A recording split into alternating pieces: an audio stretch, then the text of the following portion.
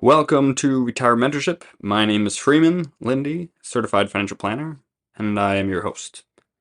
Today we are looking at Chapter 3 of my book, 3D Retirement Income, because once again, I still have not created any new content because I ran out of time with tax season. So, if you missed the last 2 weeks of the podcast, if you're just coming back from a hiatus, we did do Chapters 1 2 weeks ago and Chapter 2 last week. We'll just do the first 3, and then we'll be back to new content. If you like this, right, this is your first experience to the book, remember, it will send you the rest of the book, the rest of the audiobook even, for you to listen to the rest of it absolutely for free if you join us at retiremembership.com. Or you can order retirementorship.com and click on the link in the top. And hopefully, if you've already read the book, this is a good refresher for you. So, without further ado, Chapter 3 of my book, 3D Retirement Income. Chapter 3. Diversion. Income that flexes better than the stock market. Everyone has a plan until they get punched in the mouth. Mike Tyson. It was a beautiful Sunday afternoon. The sun was shining, and a cool breeze rustled the autumn leaves, creating a kaleidoscope of yellows, oranges, and reds. There was nothing substantial happening in the world, no breaking news of any crisis or political scandal. It was a peaceful end to a peaceful weekend. The tranquil season was about to be shattered. Tens of thousands of Americans were set to retire at the end of the year, with millions more not far behind. Everything was on track. Everything was looking good. It was a hopeful season. Little did they know that the bottom was about to fall out of their retirement. Life doesn't happen in a straight line. It ebbs and flows, climbing peaks and winding through valleys. While days and weeks may feel routine, looking back at years and decades reveals that life varies substantially. Your retirement income must also vary. Life will change, and so will your expenses. We need an income that can be flexible. We've established that we need an income that rises faster than the cost of living. We have also realized that we will likely have an income that outlives us if we achieve this rising income. We also need one that can flex better than whatever life can throw at us. Primarily, we need an income that can flex better than the stock market. Before we explore why our income must outflex the market, let's highlight a few other areas we will need to bend on. They start with our variable expenses. Unexpected expenses. We've experienced them our whole working lives. The surprise costs, unforeseen charges, and unexpected expenses. The transmission goes out in a vehicle approaching 120,000 miles. A medical emergency shows us just how high that high deductible really is when we must pay all of it. We find water damage in the basement that isn't covered by our insurance. What do we do when this happens? We work a little overtime, cut back on our Roth IRA contributions, or buckle down, cut lifestyle, and pay for it. We have options while working because, well, we're working. These expenses continue in retirement. You still have cars that break down and home repairs that crop up. Moreover, as you age, you must deal with the ever-increasing threat of substantial medical costs. These are unexpected expenses that we must expect. We know they will happen. We simply don't know the timing. They're not a matter of if, but when. This side of the equation does not change, but something does change when we retire. Not the expenses, but our ability to handle them. You cannot work any overtime when you're retired. You cannot reduce retirement contributions temporarily. There will be no annual performance bonus or company raise. Your nest egg and the retirement income it produces must handle the expected expenses and the unexpected ones. Once again, we must evaluate how traditional, safe retirement strategies fail us in this dimension. Fixed income fails. If your retirement portfolio is entirely or mostly fixed income, you will have difficulty adapting to these variable expenses. Especially in low interest rate environments, the interest income that these portfolios kick out simply cannot handle a significant spike on the expense side. When your portfolio barely produced enough income for you to live on last year, let alone covering the increasing prices this year, how can you cover an additional expense? How will you come up with the $10,000 to cover your deductible for that procedure? How are you going to replace this vehicle? You don't have all the options you had when you were working. Effectively, you now have two options: sell or cut. You can dig into principle. You can sell off some of your fixed income portfolio to generate the cash now to pay the expense. We already saw what happens when we start doing that. You're reducing your ability to generate interest income for next year, and it starts a cycle of depleting your nest egg. Cue your nest egg compounding downward while your expenses compound upward. Indeed, it is the unexpected expense that so often initiates the vicious cycle. The initial calculation of your fixed income retirement portfolio may have produced enough income to cover your expenses plus inflation, but it didn't correctly account for all these unforeseen ills. Or perhaps you thought that you could get away with a little extra withdrawal, just this once, to remodel your kitchen. You've always wanted it, and things seem to be going well. Then you were hit with Murphy's trifecta: a medical emergency, a vehicle breakdown, and property damage all in the same year. Those simultaneous withdrawals start the deadly spiral. The second option is to cut back on your lifestyle to pay the expenses. Skip Christmas gifts for the grandkids, cancel the trip with friends, rain check on those dates with your spouse. Romance in retirement is overrated anyway, right? Both options are unacceptable, especially when you have chosen to limit yourself to these options. The choice is yours, now, whether you want these to be your only options down the road. Fixed income does not generate enough growth to divert from Plan A. There isn't enough margin between the fixed income growth and the expenses. Your fixed income can't flex with the expenses or roll with the punches. We need something better. Annuities, rigid income. As bad as fixed income is at flexing with life's largest expenses, annuities are much worse. They completely fail this dimension by definition. Annuities take a sum of money that could be turned into a flexible 3D retirement income and instead turn it into a rigid and brittle series of payments. Perhaps your annuity pays you $1,000 per month. On top of your $3,200 in Social Security, you can live on that until the $10,000 expense comes. Then what? Mr. Annuity, can I have an extra 10 grand this year, please? No! Here's your $1,000. No more till next month. But I need that for my regular expenses. This one was unexpected. I need more, just this once. Not my problem. I guess you should have thought of that before you gave me so much money. If you think it's bad now, wait until 10 to 20 years down the road when the expected expenses have doubled and the annuity income is still the same.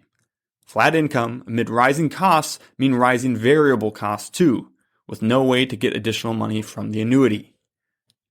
You might argue that certainly not all of your nest egg will be an annuity. It's not suitable.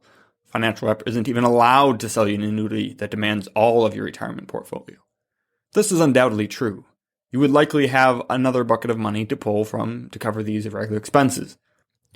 But life doesn't happen in a vacuum, and the dimensions don't work in isolation.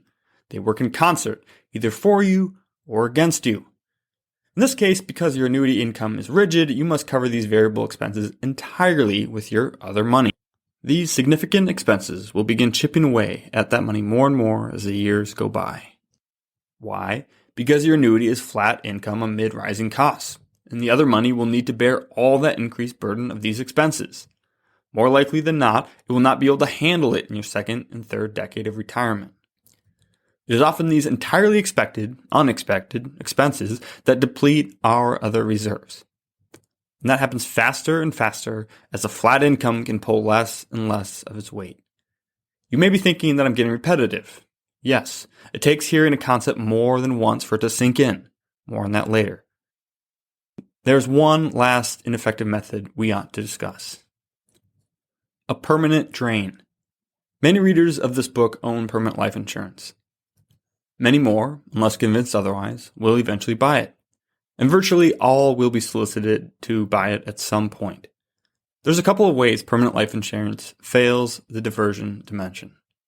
First, if you are still paying for your policy, it becomes a permanent drain on your portfolio.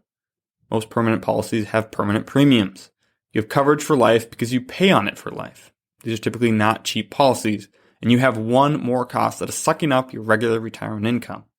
Thus, the squeeze on your retirement portfolio by unexpected expenses is exacerbated by this cost. Permanent life insurance is expensive to drop. It can take anywhere from 10 to 25 years for the cash value on a good policy to break even with the premiums paid into it. This means that if you drop the policy before that point, you'll lose the difference.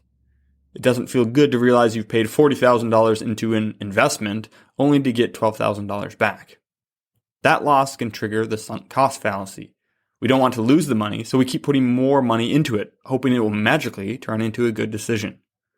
But putting more money into a bad product doesn't make it good, and trying to maintain the premiums may cause you to need to cut other areas of your life to pay for the unexpected expenses. But let's say that you have a paid-up policy, one that you no longer need to pay premiums on. Or perhaps you are very far into the policy and have substantial cash value available to use. Wouldn't that be a good thing, since you have another bucket of money to pull from for unexpected expenses? Here's the problem with permanent life insurance. It's a terrible fixed income investment. Not only are its returns worse than many other forms of fixed income, using that money costs you money. There are two ways to get money out of a permanent life insurance policy: partial surrenders and policy loans. You can partially surrender most policies. That means that you can reduce the face amount, or the death benefit, to pull cash out of the policy. You cannot put the money back into the policy if you do this. And of course, lowering the death benefit defeats the purpose of the policy anyway. If you didn't want the death benefit, you shouldn't have bought the policy. While this option exists, it's not the most common way to get cash. Policy loans are the preferred way of getting money out of a policy. With these, you don't withdraw the money, but instead you borrow money from the insurance company using your cash value as collateral. That way, your death benefit stays intact, and you can pay back the loan whenever you want, thus returning the cash to the policy. But, as the term loan implies, you pay interest to the insurance company for the privilege of borrowing your own money. The interest rates vary by company and depending on what the prime rate is, but they are currently 5 to 8%. You could be paying 8% per year to use your own money. Let that sink in a minute. You pay 8% interest on your money. 8% in a time when interest rates on a home equity line of credit are 2 to 4%. If you want to borrow money, and I'm not saying you should borrow elsewhere. Those are terrible rates. And when the cash value is only going to grow at long-term rates of 4%, every year you keep money out of the policy, you are undoing 2 years of growth.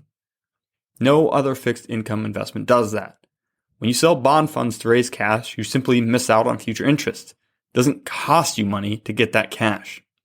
So no, permanent life insurance doesn't give you flexibility in retirement.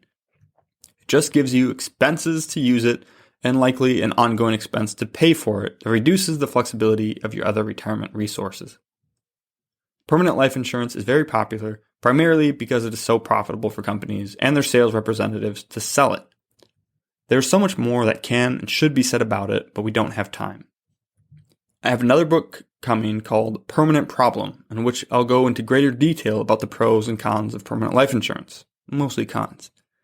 If you or someone you love has been sold permanent life insurance, you need to read this book. It may be available by the time you're reading this, so you can check on the status at permanentproblem.com. If the book is not yet available, you need to talk to a fee-only fiduciary financial planner about it as soon as possible. You will likely pay more in premiums between now and when you finally get the book than it will cost you to pay for a financial plan. More on finding a fiduciary later in this book. Be sure to talk to someone before you cancel any insurance policies or surrender any annuities. We are talking about average annuities and average life insurance policies in these cases. What you should do with yours depends on your specific set of circumstances. A fiduciary financial planner can direct you. Unexpected expenses become the downfall of many fixed income strategies, and certainly of annuities and permanent life insurance. To cope with these expenses, we need a retirement income that flexes. We need the ability to divert from one plan to another as life changes. And while life may throw some bizarre twists at us, nothing is more volatile than the stock market. And if we're going to succeed, we need an income that flexes better. Better than the stock market. The 3 common strategies sold to retirees fail on all 3 dimensions. Fixed income, annuities, and permanent life insurance do not and cannot create 3D retirement income. We must clearly understand what doesn't work before we can establish what does. In the next chapter, we will discover that the best way to create 3D income is to invest in the stock market. The strategy involves investing 80 to 95% of your retirement portfolio in stock funds. That's right, 80 to 95%. Quite a bit more than the 30 to 60% commonly prescribed.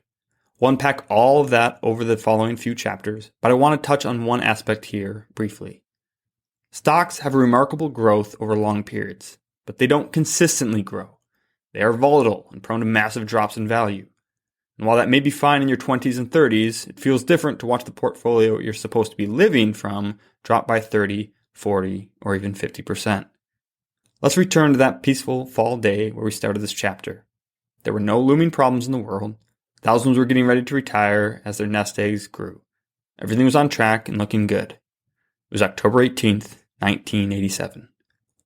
The next day, Monday, October 19th, the S&P 500 dropped 22%. A quarter of invested wealth seemed to evaporate overnight. It continued losing for the next 45 days, bottoming out at over 33% down. For no reason, and with no warning, people planning to retire lost a third of their retirement. Could you still retire if you lost a third of your nest egg? Could you stay retired if that happened? Not without a plan. It is dubbed Black Monday, the deepest single-day drop in market history. I cite that drop in particular because of its suddenness and randomness. There was no precipitating event, no global pandemic, no financial collapse, no warning. It just happened. Life does not happen in a straight line, and the market doesn't grow in a straight line. If you don't have a plan, what keeps the next Black Monday, .com, financial crisis, global pandemic, or insert crisis here, from destroying your ability to retire successfully and stay successfully retired? We need stocks in our retirement portfolio. Fixed income and insurance products are not enough. But how do we contend with market volatility? All stock investing in retirement must be part of a plan. You must have a proactive strategy for dealing with market crashes. The timing of crashes may be a surprise, but the reality of them surely shouldn't be. You need a plan that is flexible enough to deal with 5 to 10 of them over the course of your retirement. That plan must be in place before you invest in the stock market. Otherwise, you cannot be successful. We cannot see a wait-and-see approach. We must proactively build an option to divert our retirement income source into our plan. All successful investing involves continuously acting on a plan. All failed investing involves constantly reacting to the markets. Let me say that again. All successful investing involves continuously acting on a plan. All failed investing involves constantly reacting to the markets. We cannot be reactionary. We cannot be rigid. We need a plan that will adapt to the changing environment.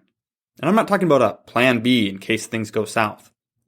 I mean that plan A includes what to do when things go south.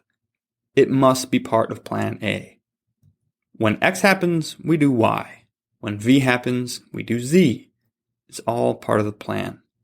3D retirement income encompasses what we do when the market is up, down, or sideways. Because, unlike annuities or permanent life insurance, it's flexible. It flexes better than the stock market. 3D retirement income. When you retire, you need a plan for turning your nest egg into retirement income, and it must have 3 dimensions. Direction, income that rises faster than the cost of living. Duration, income that lasts longer than you and yours. Diversion, income that flexes better than the stock market. So far, we've looked at what doesn't work. It's time to examine what does and why. Chapter 3 Summary. Life doesn't happen in a straight line. We need flexibility in our plan.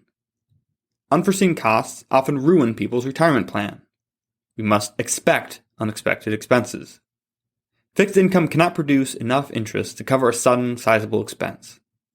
You may need to dip into principal to pay it, starting a vicious cycle of withdrawals. Annuities provide a rigid, flat income. You cannot withdraw additional amounts from them. High costs may put undue strain on other assets when so much is tied up in an inflexible annuity. Permanent life insurance adds an ongoing, rigid expense. It is a poor fixed income alternative that costs money to use it. We must invest in stocks for successful retirement. The stock market is highly volatile, and we need a plan to deal with market drops. All successful investing involves continuously acting on a plan. All failed investing involves constantly reacting to the market. We need a plan to generate 3D retirement income.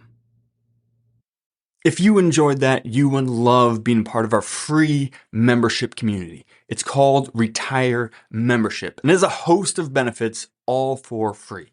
For example, you can always buy my book, 3D Retirement Income, on Amazon. But if you join us at Retire Membership, we will send you either a hard copy or paperback for free, provide the ebook and the audiobook so that you can listen to it if you don't have time to read it.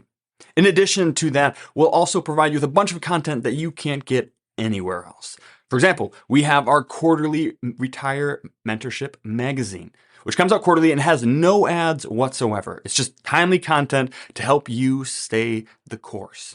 We also have workbooks for our free online workshop to help you get the most out of those, flowcharts to help you make better decisions, and a weekly email to provide timely content that you can unsubscribe from at any time. We never ask for any payment information, and we never share your information with anyone else. We just want to provide timely content and help you stay the course to retire successfully and stay successfully retired. There's no reason to wait, so join us now at retiremembership.com, or you can click in the link in the description and it'll go right there. We can't wait to see you in the community. Cheers. This podcast is educational only and is not investment, tax, or legal advice.